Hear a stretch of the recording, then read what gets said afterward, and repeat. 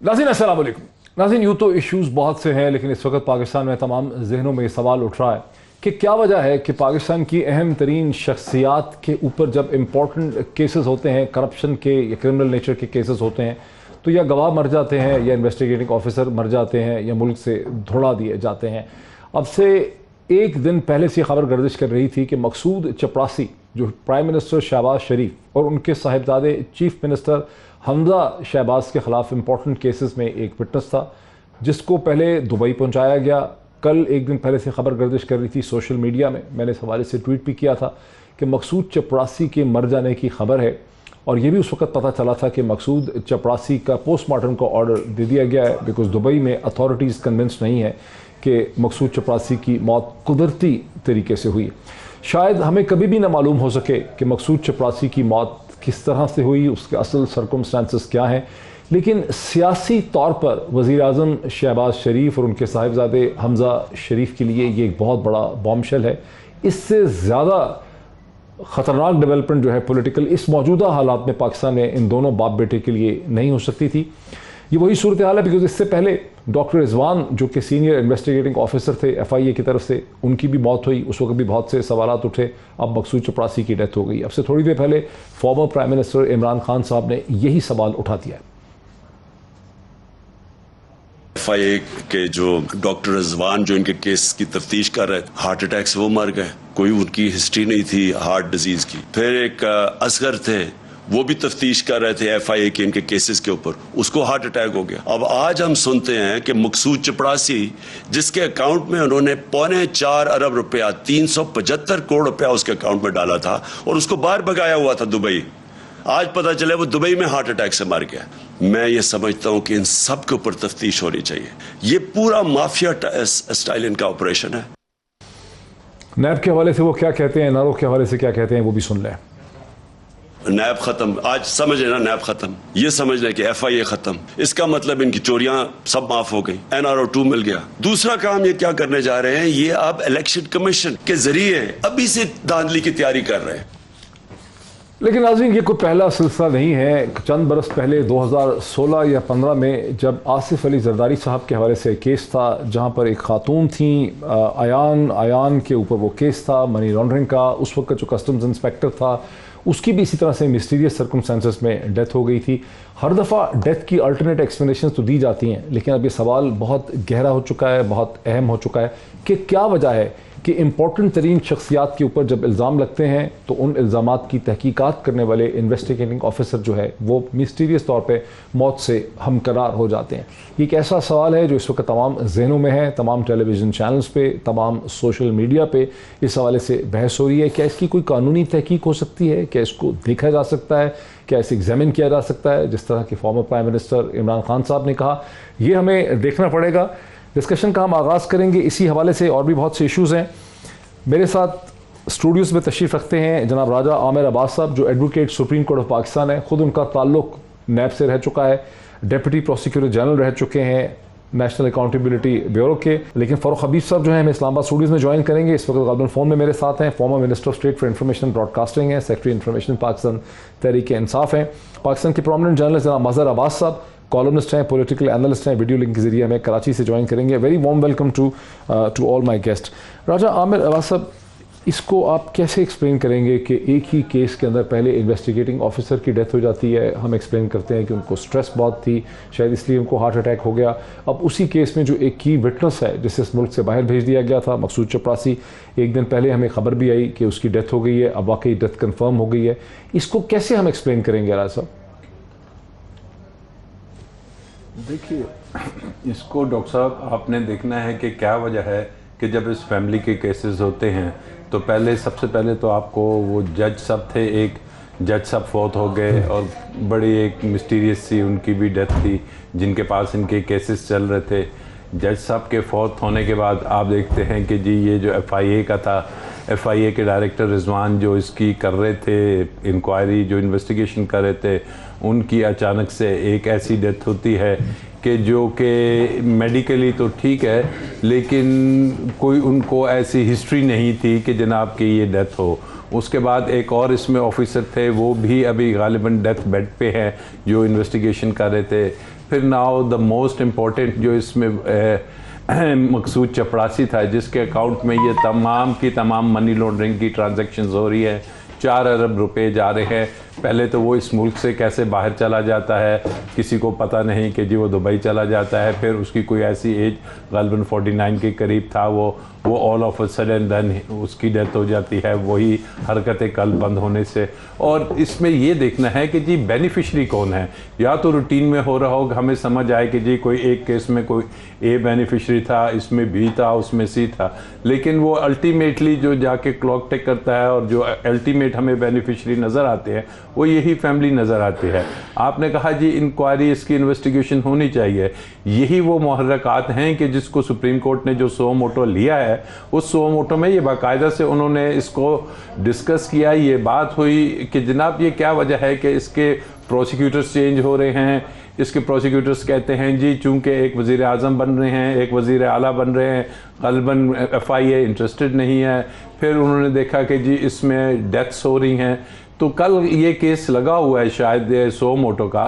तो अब देखना है कि जी सुप्रीम कोर्ट इसमें क्या नोटिस लेती है। अब वो बैरून मुल्क हुए हैं, वहाँ के अपने मेडिकल सर्टिफिकेट्स वगैरह तो आ जाएंगे, लेकिन दिस इज़ नॉट इनफ। ये क्या वजूहत हैं कि इन केसेस में फिर क्या होता है, डिले हो जाते हैं, एविडेंसेस रुक जाते हैं, विटनेस नहीं आते हैं, अल्टीमेटली कभी फोटो कॉपीज आ जाती हैं, कभी क्या होता है। और व्हाट हैपेंस इज कि जनाब अदालतों से बरीयत होती है। तो सबसे ज़्यादा इम्पॉर्टेंट इस वक्त जो है वो सुप्रीम कोर्ट ऑफ पाकिस्तान चूँकि ऑलरेडी नोटिस ले चुकी है, तो तमाम कौम की जो है उनकी निगाहें इस वक्त उसी तरफ हैं कि जनाब सुप्रीम कोर्ट एक आला तरीन शख्सियत के लिए जो पाकिस्तान की और दूसरी सूबा पंजाब की उनके केसेस के बारे में जिनकी ज़मानतें जो उनसी हैं, हमने 30 साल की अपनी प्रैक्टिस में ऐसे नहीं देखा कि जो इंटरम बेल्स होती हैं कंफर्म नहीं होती हैं, तारीख पे तारीख, महीनों सालों उनको विदाउट एनी रीज़न वो ज़मानतें मिलती रहती हैं। तो आई होप कि ये तमाम वहाँ पे जो डेट्रीमेंटल इश्यूज़ हैं ये टेकअप होंगे और इससे पूछा जाएगा ना सिर्फ नैब से, उससे FIA से, बल्कि अदालतों पे भी चेक होगा, क्योंकि अदालतों के ऊपर एक मॉनिटरिंग जज होते हैं हाई कोर्ट के कि क्यों जनाब ये केसेस चल नहीं पा रहे और क्यों आप इतने आराम से तारीखें दे रहे हैं। तो दीज थिंग्स रिक्वायर जो कि रूल ऑफ लॉ है। मुझे ज़रा इसमें लाने दीजिए, मुझे मज़हर अब्बास साहब को भी लाने दीजिए, फ़ारूक हबीब साहब को लाने दीजिए। फ़ारूक हबीब साहब बहुत शुक्रिया आप हमारे स्टूडियो में तशरीफ़ लाए।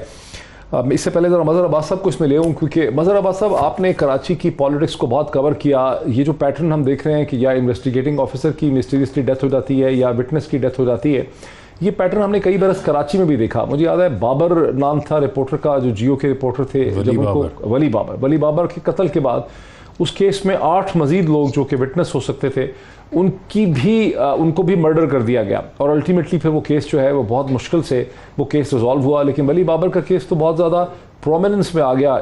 इस तरह के दर्जनों एग्जाम्पल हैं पाकिस्तान में, खास करके कराची में, जहाँ विटनेसेस जो है वो मिस्टीरियसली उनको मार दिया जाता है। अब ये केस में मकसूद चपरासी का अचानक जो है उसका मर जाना जो है, आपको कितना क्या आपको समझ आ रही है? शुक्रिया मोहित। देखिए, जो आपने कराची के वाक़यात की बात की और वली खान बाबर की बात की, वली खान बाबर के केसेस में इंटरलिंक्ड, और ये अपनी नौइयत का मेरा ख्याल है सहाफ़ी क्या जनरली भी कभी भी किसी केस में मैंने इतने इंटरलिंक्ड जो लोग हैं उनका मर्डर नहीं देखा और ना सुना है कभी। वो तो एक बहुत ही, और उसकी एक बड़ी मुख्तलिफ दास्तान है, वो फिर किसी वक्त इस पर बात करेंगे। लेकिन आपने अक्सर देखा होगा, और इसमें बहुत ज़्यादा पुलिस सर्जन्स जो होते हैं वो बहुत ज़्यादा इन्वॉल्व होते हैं, बड़ी कन्वेंस होती है। जेल में अगर हार्ट अटैक से मौत हो जाए, और इवन पुलिस कस्टडी में, आम तौर पे हमने देखा है कि पुलिस कस्टडी में जो डेथ होती हैं उनको यही कहा जाता है कि दिल का दौरा पड़ने से डेथ हो गई है। अगर कस्टडी में आदमी और उसकी कोई हार्ट हिस्ट्री नहीं है तो इस पर सवाल उठ सकता है कि उस पे इतना दबाव डाला गया कि उसको हार्ट अटैक हो गया, और वो महज एक नेचुरल डेथ नहीं काउंट की जाती। लेकिन यहाँ मामला दूसरा है। यहाँ जो भी डेथ्स हुई हैं वो घरों पे हुई हैं, हार्ट अटैक हुई, और फिर सबसे इम्पॉर्टेंट ये कि उनकी फैमिली ने अप्रोच नहीं किया, उनकी फैमिली ने क्वेश्चन नहीं किया इनको। अगर उनकी फैमिली जो है ये क्वेश्चन करती तो जाहिर है उसकी नौयत बड़ी मुख्तलिफ होती। अब जाहिर है मकसूद चपरासी, ये डॉक्टर रिजवान के केस में कह रहे हैं आप? डॉक्टर रिजवान के मकसूद चपरासी को तो बाहर किसी ने भेजा हुआ था ना। मकसूद चपरासी तो खुद से दुबई जैसी महंगी जगह पे रह नहीं सकता था। मकसूद चपरासी की कैसे औकात है कि दुबई में जाके रहे बेचारा?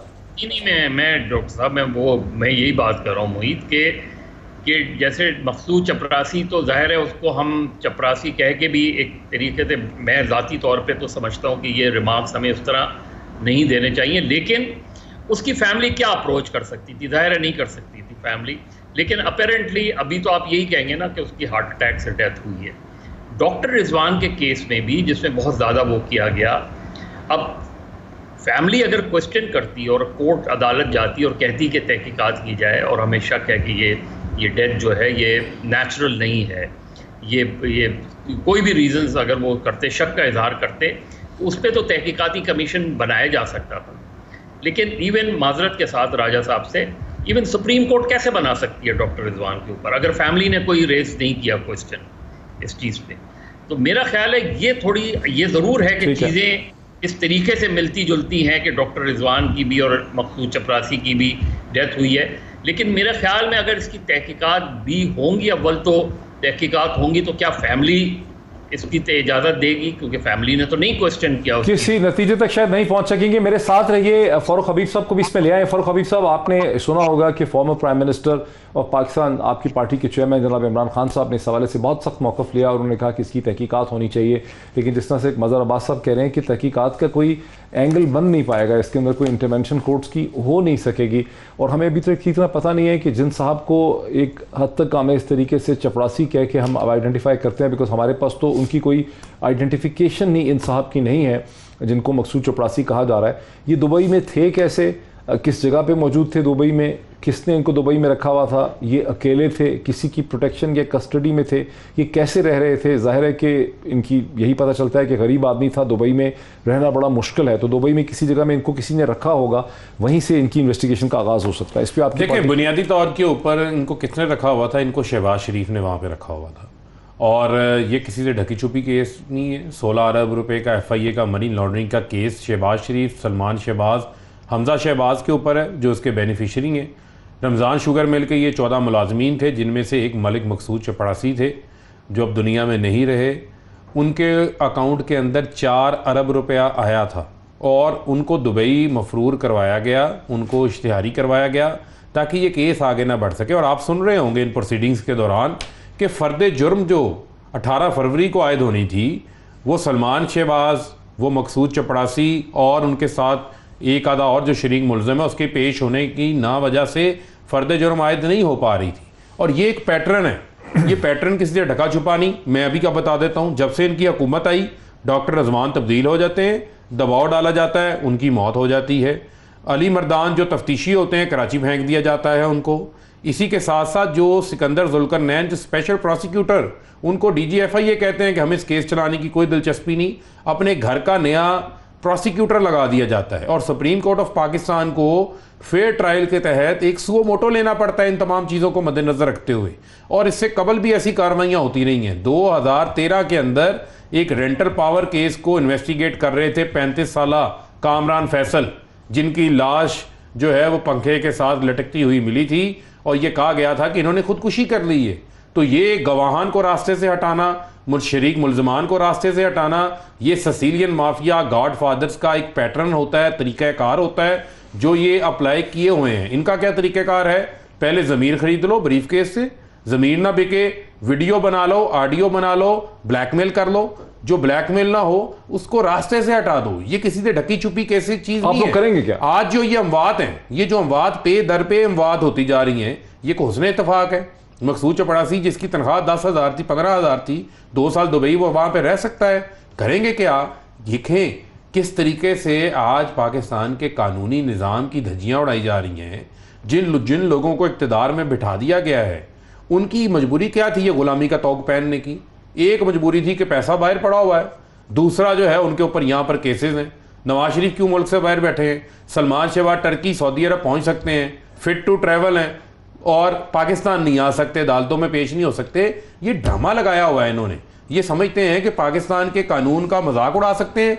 इसी वजह से हम क्यों देख रहे हैं सुप्रीम कोर्ट की तरफ, पाकिस्तान की आवाम क्यों देख रही है। अब अगर हमने टेक्निकलिटीज ही ढूंढनी है, अगर हमने कोई लीगल ग्राउंड्स ही ढूंढनी है, तो फिर जो जिसका दिल आएगा वो आइन और कानून का मजाक उड़ाता रहेगा, क्योंकि ये ताकतवर है, ये इक्तदार में आ गए हैं। तो जो छोटा चोर है, जिसने कोई साइकिल चोरी की हुई है, जिसने किसी दुकान के अंदर कोई खाने पीने की चीज़ उठा ली थी, वो जेलों के अंदर जलता रहे, सड़ता रहे, उसको पूछने वाला कोई नहीं है, क्योंकि ये ताकतवर हैं, ये साबका वजीर आज़म है, साबका वजीर आला है, इनके आगे सारा निज़ाम सरेंडर कर दे।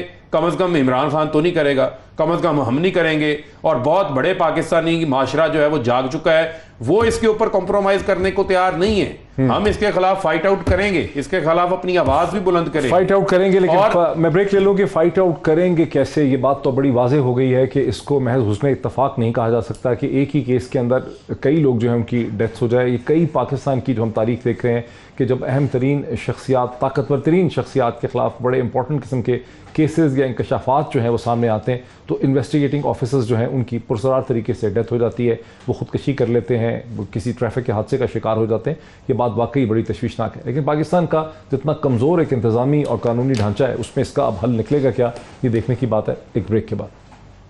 नाज़रीन वेलकम बैक। मैं सीधा चलना चाहूँगा मज़हर अब्बास साहब के पास। मज़हर अब्बास साहब, आप हमेशा सच्ची बात करने की कोशिश करते हैं, मॉडरेट बात करने की कोशिश करते हैं, आप कभी किसी की सपोर्ट में नहीं है, किसी के ख़िलाफ़ नहीं है, आप एक हक़ और सच्चाई की बात करने की कोशिश करते हैं। लेकिन यहाँ एक अजीब व गरीब किस्म की सूरत हाल जो है पाकिस्तान में पैदा हो चुकी है। हर दफ़ा ये सही है कि जब अयान अली के केस में कस्टम इंस्पेक्टर का मर्डर हो जाता है, उसकी एक अल्टरनेट एक्सप्लेनेशन हो जाती है। जब कामरान फैसल की ख़ुदकशी जो नैब के ऑफिसर हैं और यूसुफ रज़ा गिलानी साहब के केस की, रेंटल पावर केस की इन्वेस्टिगेशन कर रहे हैं और उनकी सुसाइड हो जाती है, उसकी भी एक अल्टरनेट एक्सप्लेनेशन हो जाती है। अब मकसूद मलिक जो उर्फ़ आम चपरासी है, उसकी डेथ की भी एक अल्टरनेट एक्सप्लेनेशन हो जाएगी। इस तरह की और भी बहुत, अगर हम किसी रिसर्चर को बैठाएंगे तो ग़ालिबन पाकिस्तान में लेसर सिग्निफिकेंस के भी शायद सैकड़ों केसेस ऐसे निकल आए जहाँ एविडेंसेस या ऑफिसर्स जो हैं बम्प ऑफ हो जाते हैं। आपके जहन में कोई इसका कोई सलूशन है कि पाकिस्तान के इस सिस्टम को कैसे बेहतर करना हो?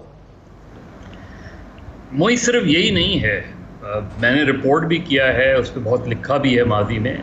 यहाँ जजेस के मर्डर भी ऐसे ही हुए हैं और मुझे याद है कि एक सेशन जो जज का मर्डर हुआ था और उसके लोग भी पकड़ लिए गए थे, लेकिन उस वक्त की जो पॉलिटिकल गवर्नमेंट थी उसमें ग़ालिबन जाम सादिक अली जो है चीफ मिनिस्टर थे, उन्होंने ये कह के उस वक्त के डीआईजी जो थे उनसे ये कह के कि इसमें 2-3 ऐसा करो कि ये कौन से जज साहब थे, इनका नाम बताएं क्या है?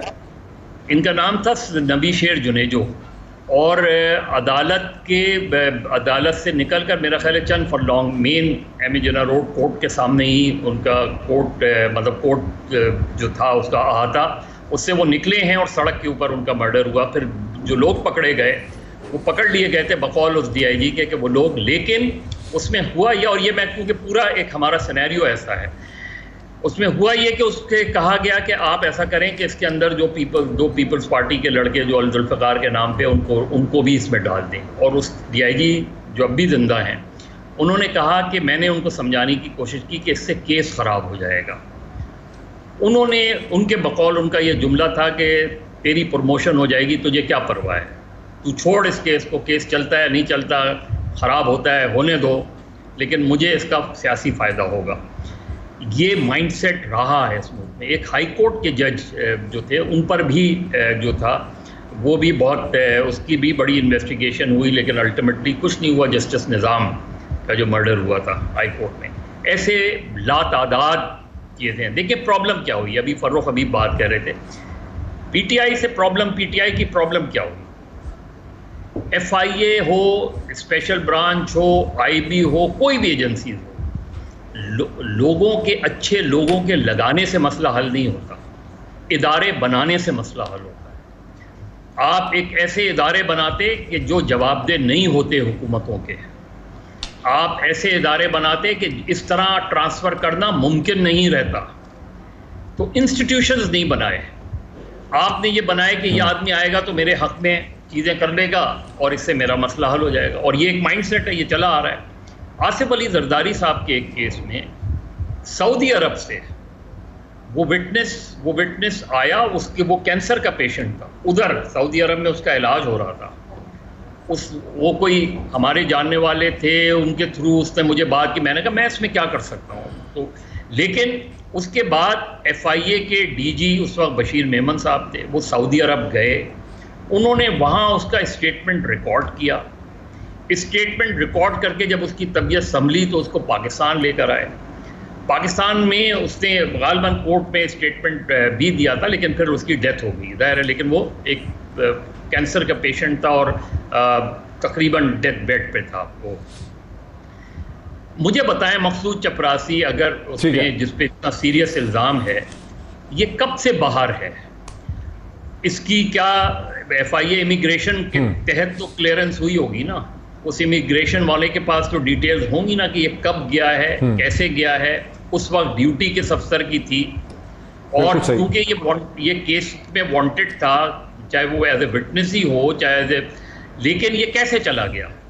तो यहाँ प्रॉब्लम ये रही है कि हमने चूंकि एक स्ट्रॉन्ग इंस्टीट्यूशंस नहीं बनाए, हम समझते हैं कि चंद अफसरान को इधर से उधर करके, अब सुप्रीम कोर्ट ले लें, सुप्रीम कोर्ट को आप अब रुकें, यहीं रुक जाएं, एक अपीलिंग अथॉरिटी होती है, यहीं रुक जाएं। राजा आमिर अब्बास साहब जरा रुकें सर, मेरे साथ रुकें। मजहर अब्बास साहब ने आपकी बात बड़ी सही है, मुझे जरा इसी को आगे लेके चलने दें कानून के लेंस के साथ।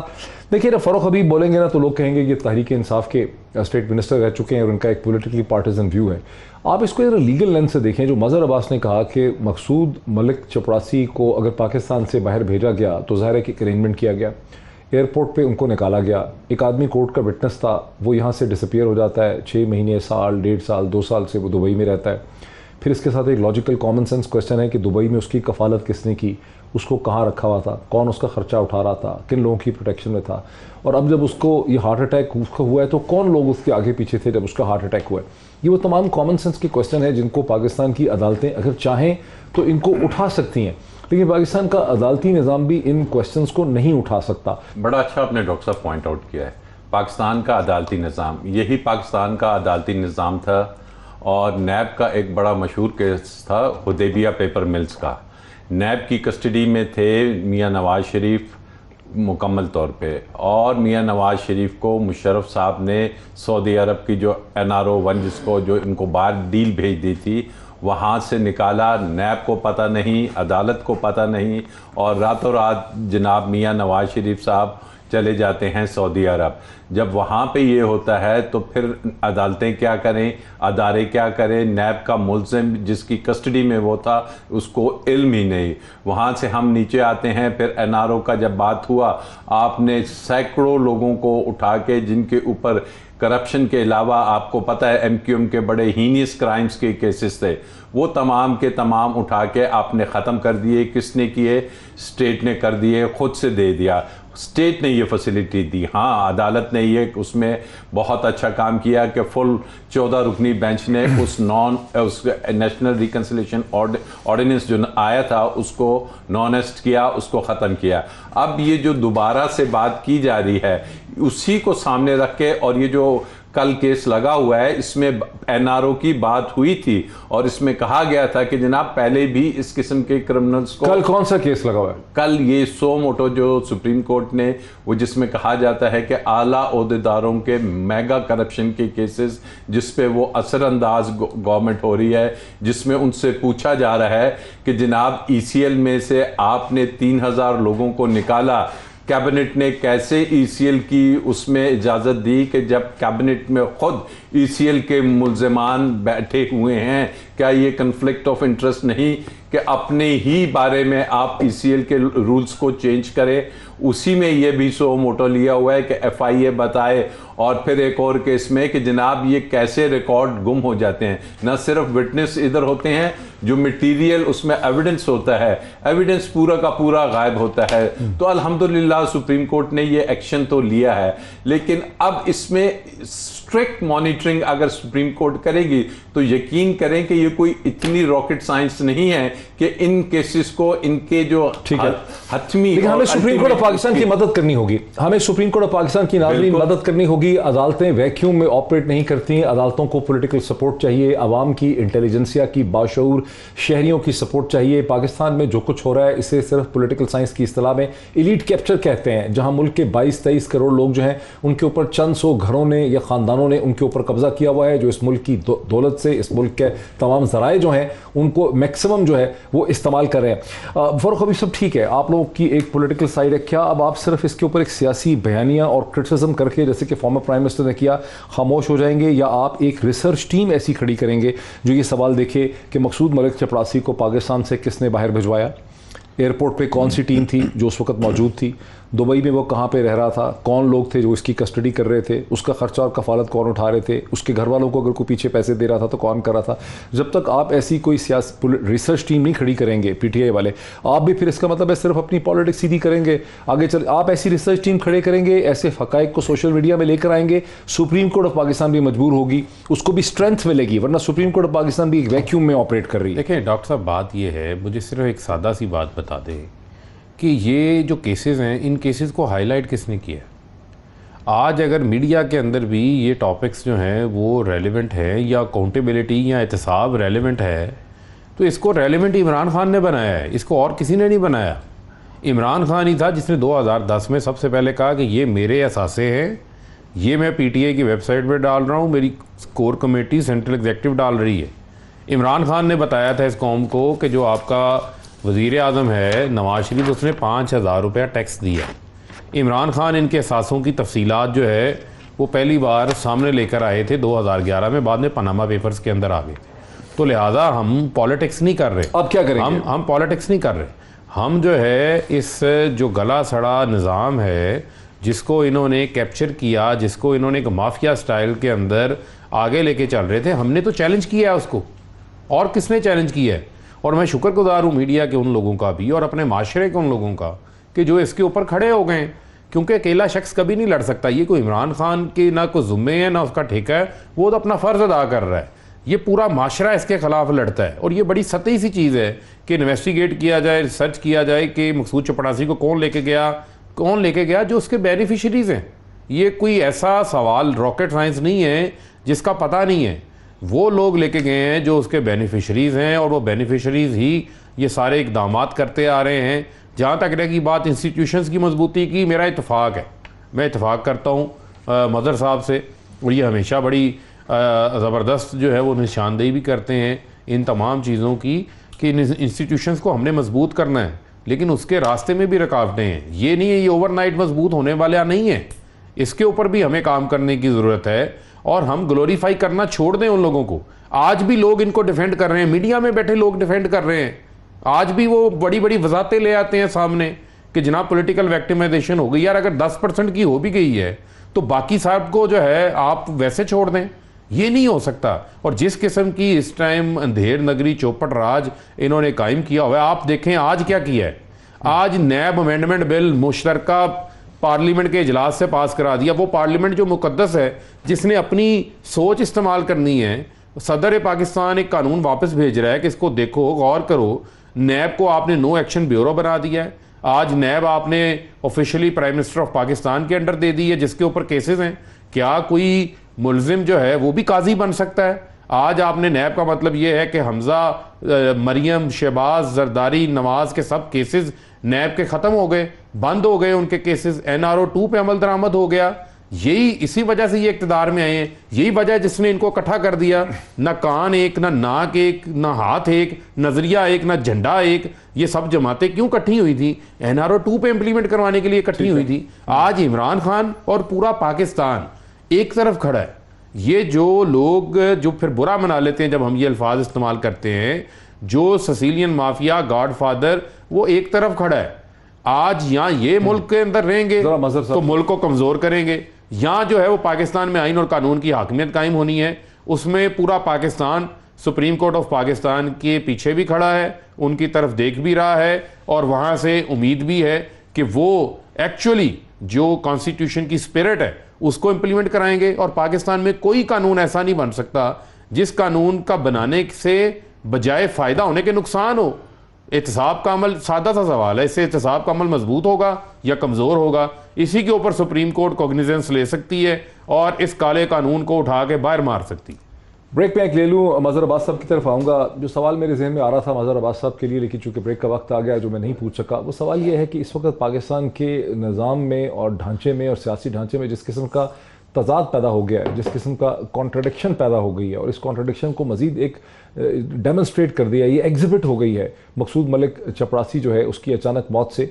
इस किस्म का निज़ाम किस तरह से चल सकता है और किस तरह से डिलीवर कर सकता है, इसका फ्यूचर क्या होगा, इस पर बात करते हैं मज़ीद एक ब्रेक के बाद।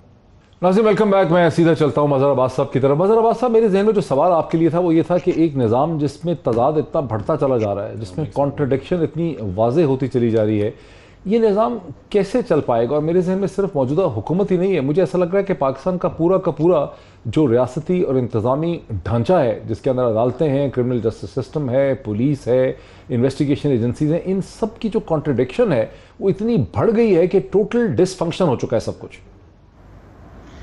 जी मोहित, ठीक कह रहे हैं आप। इसीलिए देखिए, हम जो सुप्रीम कोर्ट पे बोझ डाल रहे हैं वो भी मेरे नुक्ते नज़र से मसले का हल नहीं है।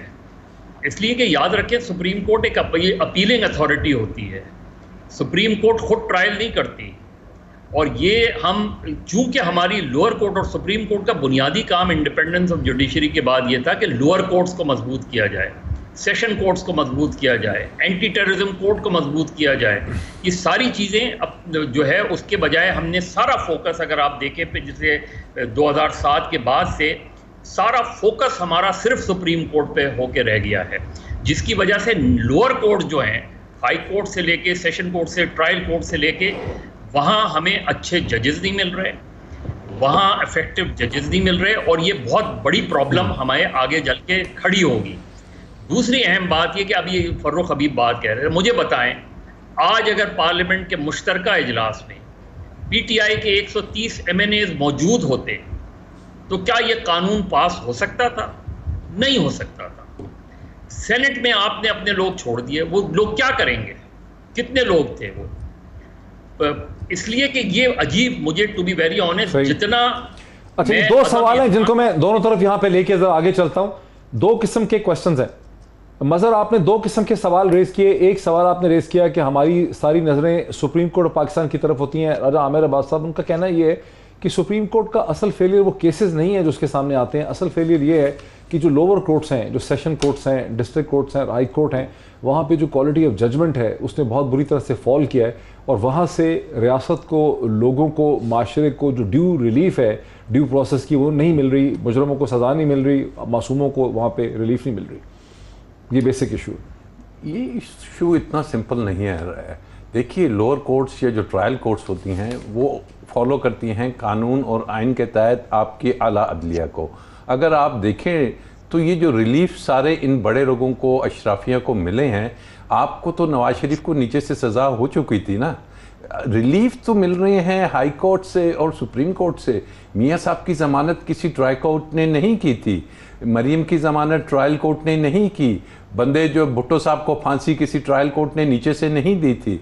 आप जितने भी ये मेगा केसेस हैं ये ऊपर से नीचे आ रहे हैं, और वहाँ पे देखना है कि जनाब कंसिस्टेंसी है या नहीं।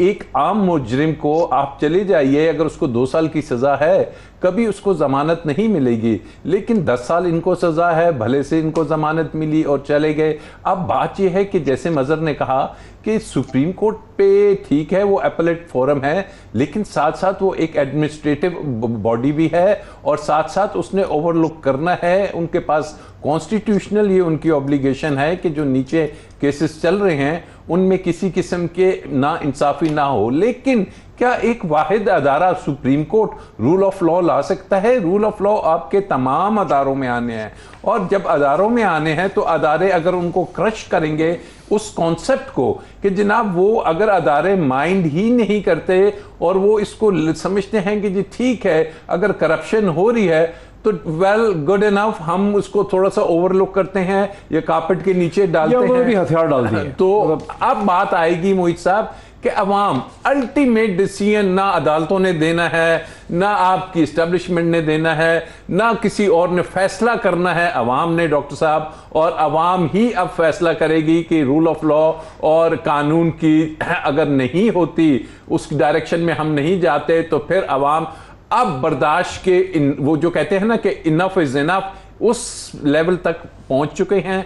और सूनर और लेटर यू वुड सी कि इस अवामी प्रेशर के तहत ही हमें रिजल्ट्स मिलेंगे। अदरवाइज तवक्का मत रखिए कि इन अदारों से आपको फौरी कोई रिजल्ट्स आएंगे या अदारे मजबूत हो जाएंगे या उनकी रीस्ट्रक्चरिंग हो जाएगी। बुनियादी तौर पर आप ये कह रहे हैं राजा साहब के बुनियादी तौर पर राजा साहब ये कह रहे हैं कि सियासी तहरीकें या मॉरल या इखलाकी तहरीकें जो हैं वही इदारों को और रियासत को रिफॉर्म कर सकती हैं। जब तक ऐसी एक इखलाकी तहरीक जो है पाकिस्तान में, मॉरल फिलोसॉफिकल तहरीक नहीं चल पाएगी, ये चीज़ें जो हैं वो ठीक नहीं हो पाएंगी। फ़ारूक हबीब साहब, मज़हर अब्बास साहब को ये शिकायत है कि चूँकि आपकी पार्टी आज नेशनल असम्बली में नहीं थी जब आप कहते हैं कि नैब के कानून को मुश्तरका पार्लियामेंट से किस तरह से पास किया गया, अगर तहरीक इंसाफ के 130+ लोग वहाँ पर मौजूद होते तो मुश्तरका इजलास में ये सब कुछ नहीं हो सकता था। आपने फील्ड खुली छोड़ दी इन लोगों को। नहीं, देखिए बुनियादी तौर पर वो नंबर्स पूरे नहीं है ना हमारे भी वहाँ पर। आप 130 को डाल लें और हमारे बाकी डाल के उनके जो सेनेट के लोग हैं, जॉइंट सेशन बुलाया इस वजह से उन्होंने कि सदर ने वापस भेज दिया था और अब जॉइंट सेशन का ही ऑप्शन था उनके पास, तो नंबर गेम उनकी पूरी थी। देखिए हो क्या रहा है, ये सिर्फ हम इस चीज़ को ना आप कहें कि पीटीआई वहाँ पर नहीं, हम वहाँ होते जो हम शोर शराबा ये कर रहे हैं हम वही शोर शराबा वहाँ कर लेते। उन्होंने हर चीज़ को बुलडोज कर दिया और आप देखें कि 60 रोज़ के अंदर आप चीज़ें देखते जाएँ कि कितनी तेज़ी से अमवात भी सामने आ गई, NRO 2 भी सामने आ गया। जो शहबाज स्पीड नज़र आ रही है NRO 2 के अंदर, वो किसी से ढकी छुपी थोड़ी है, वो तो अमल दरामद होता जा रहा है। दूसरी जानिब जो है वो महंगाई भी बढ़ती जा रही है, पेट्रोल भी बढ़ता जा रहा है, एक्सपोर्ट्स गिरती जा रही हैं, स्टॉक एक्सचेंज गिरती जा रही है, डॉलर बढ़ता जा रहा है, लेकिन इनकी सारी तवज्जो पूरा जोर इस तरफ लगा हुआ है। तो फिर मैं आपको ये कह रहा हूँ कि इसको रोकना है, किसी ने तो रोकना है। यहाँ हम कहें कि हम सब जो है इनके आगे जो है वो सर खम कर लें और जो ये दिल करता है ये करते रहें और पाकिस्तान को जो है वो एक बनाना रिपब्लिक बना दें, क्योंकि ये सल्तनत शरीफिया यहाँ पर उनकी हुकूमत कायम हो गई है और जरदारी की सपोर्ट उनके साथ मौजूद है, तो ये करते रहें। लेकिन उसके ऊपर मैं समझता हूँ कि आज सवाल इनसे ये होना चाहिए, और अब सवाल ही कोई नहीं होना चाहिए कि आप ये बताएं कि ये जस्टिफाई करें इन नैब अमेंडमेंट्स को कि ये नैब का अमल, इससे एहतसाब का अमल मजबूत होता है या नहीं होता। हमें ये बार बार कहते थे कि ये जो हमने नैब भुगत ली, ये जो मौजूदा कानून है ये अब आप लोगों के ऊपर इस्तेमाल होगा, तो अब कर लेते हैं हमारे ऊपर इस्तेमाल। क्यों इसको तब्दील कर दिया आके, क्यों इसके अंदर अमेंडमेंट्स ले आए? क्योंकि इन्होंने गाजरें खाई हुई हैं, पेट इन्हीं का दर्द कर रहा है, ये इन्हीं को सूट करता है, इन्हीं को बेनिफिट करता है। इसी वजह से आते साथ इन्होंने नैब को ताला लगा दिया। आज शाहिद खान अब्बासी ने कहा नैब को बंद कर दें, बिलावल ने कहा नैब को बंद कर दें, ये तो आई नैब को बंद करने। आप इनका देखें एजेंडा एक पूरा हो गया, इसके बाद आप देखेंगे कि आगे इनके इख्तलाफात भी सामने आ जाएंगे, बहुत सारी चीजें भी सामने आ जाएंगी, लेकिन इस चीज के ऊपर एक था। पीएमएलएन के सियासतदानों का कहना यह है कि नैब की जो अमेंडमेंट्स उन्होंने की हैं ये तकरीबन वही हैं जो आपके ज़माने में रेकमेंड हुई थी, इसमें कोई बहुत ज़्यादा फर्क नहीं है। थोड़ा सा इसका नहीं, मुझे आप ये बताएं कि हमारे दौर में कहा था कि प्राइम मिनिस्टर को दे दें, क्या हमारे दौर के अंदर कहा था कि 5 साल के सजा के बाद जो है वो आपके ऊपर फिर आप ड्राई क्लीन होके आ जाएंगे, वापस आके आप बैठ जाएंगे? बात काट रहा हूं, सबसे इंपॉर्टेंट है एसिड्स की डेफिनेशन। एसिड्स की डेफिनेशन है कि बच्चों के एसिड्स को आप नहीं देख पाएंगे। अब आप बेनामी को नहीं देक सकते। आपका जो केस है ये सर इसका एवनफील्ड का, दिस इज ऑल कि आप अगर हसन और हुसैन से नहीं पूछ सकते तो इट्स ओके, ये तमाम सेक्शन 9 था नैब ऑर्डिनेंस का, ये खत्म होंगे ऑटोमेटिकली। और इसको कब से एप्लीकेबल किया है? 1999 से। जितने पेंडिंग ट्रायल है, जितनी पेंडिंग इन्वेस्टिगेशंस हैं, जितनी पेंडिंग अपील्स हैं, उन सब पे ये नई अमेंडमेंट्स लागू हो जाएंगे। So tomorrow if they file applications under the new law तो वो एकदम से ये केसेस खत्म होते हुए, इसमें तो इनकी पार्टी को भी, और सबसे ज्यादा मैं समझता हूं वो बार एसोसिएशंस जो पहले हर एक में के पटिशंस लेके आती हैं, उनको फौरन से पहले पटिशन लानी चाहिए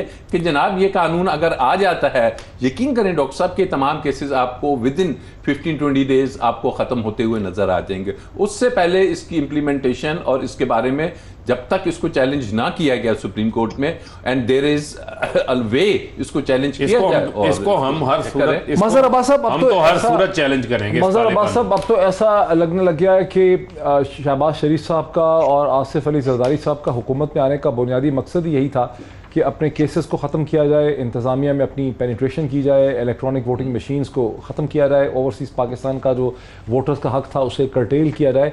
इसके अलावा कोई और मकसद नहीं था। ये हो सकता है कि अपनी मर्ज़ी का आर्मी चीफ लगाया जाए, लेकिन इसके अलावा कोई और मकासद ही नहीं थे इस पूरे रजीम चेंज के।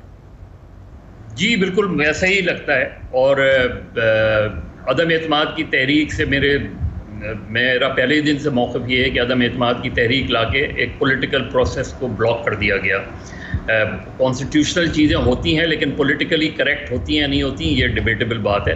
मेरे ख्याल में वो पॉलिटिकली करेक्ट डिसीजन नहीं था। बिल्कुल इसी तरह कौमी असम्बली से PTI के लोगों का इस्तीफ़ा देना आज भी मैं स्टैंड करता हूँ कि पॉलिटिकली करेक्ट डिसीजन नहीं था। या तो आप तमाम असम्बलियों से इस्तीफ़ा देते या फिर आप कौमी असम्बली में रह के आप बहुत इफेक्टिव रोल प्ले कर सकते थे। दूसरी चीज़ जो है, अभी राजा आमिर अब्बास साहब भुट्टो साहब का ट्रायल कोर्ट में तो हुआ ही नहीं ट्रायल। ये तो एक अजीब व गरीब मर्डर केस था जो डायरेक्टली हाई कोर्ट में चला। सेशन कोर्ट में तो चला ही नहीं केस, वो डायरेक्टली हाई कोर्ट में चला। जी जी। इसी तरह नवाज शरीफ साहब का देखिए, वो जो NRO मिला, हम आज की फॉरेन इंटरवेंशन की तो बात करते हैं, 2000 में फॉरेन इंटरवेंशन नहीं थी क्या सऊदी अरब का प्रेशर नहीं था? क्या सऊदी अरब से बात किससे हुई थी? एग्रीमेंट किससे था? गारंटर कौन थे? उस वक्त इमरान खान खामोश थे। माजरत के साथ इमरान खान 2002 तक जो है वो मुशर्रफ के साथ रहे हैं। वो जिनकी फर्रुख अभी बात कह रहे हैं ना, जो करप्शन के केसेस 88 ऑनवर्ड सब मीडिया ने एक्सपोज किए हैं, जिसकी बुनियाद पे 3 हुकूमतों का खात्मा हुआ। चार्जशीट में प्रेस क्लिपिंग्स लगी होती थी कि जो खबरें आती थी, जो करप्शन के केसेस होते थे, तो मीडिया ने लीड किया था, जिसको पिक किया इमरान खान ने, और उसको एक कंसिस्टेंसी उनकी पूरी पॉलिटिक्स जो रही बात तो मैंने की ही नहीं। वो कह रहे हैं कि उस वक्त इमरान खान नहीं बोले जब फॉरेन इंटरवेंशन हुई। देखें, बात यह है, इमरान खान का तो एक कंसिस्टेंट मौक़िफ़ रहा है। आप मुझे बताएं, जब प्रेसिडेंट जरदारी प्रेसिडेंट बन रहे थे तो पार्लियामेंट के बाहर एहतजाज किसने किया था? इमरान खान ने किया। उस वक्त भी वक्त मेरा बिल्कुल खत्म हो गया, मुझे आप लोगों को रोकना पड़ेगा। वक्त मेरा बिल्कुल खत्म हो गया। ये तमाम बहस आपने देखी, बहुत सीरियस मौज़ूआत के ऊपर। आज इतना ही, फिर आपसे मुलाकात होती है। बहुत शुक्रिया।